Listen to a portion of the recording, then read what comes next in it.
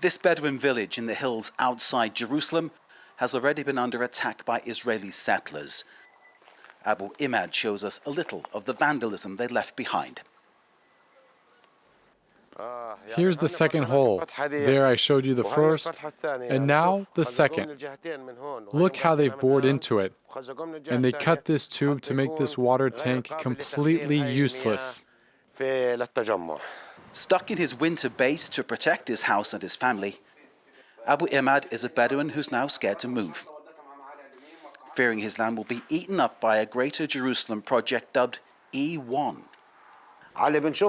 Witnessing settler attacks on other Bedouins, seeing them set fire to houses and mosques, steal animals, it leaves you living in permanent fear and anxiety.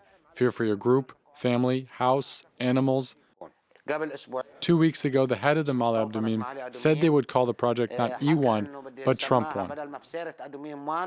The Bedouin with their sheep have been here for generations. You could trace it back to biblical times. Abu Imad says he's no intention of giving up his land to the settlers. Our destiny, to be displaced, we refuse to be forced out. Either we stay here or they bury us here.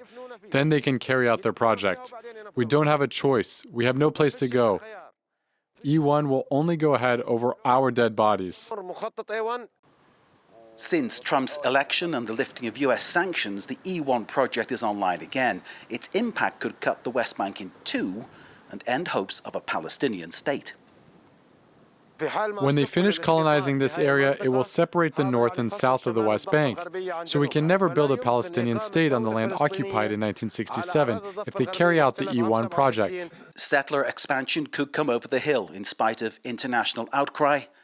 As the future for Bedouins like Abu Imad becomes blurred, the threat of the project bearing Trump's name is pulled into sharp focus.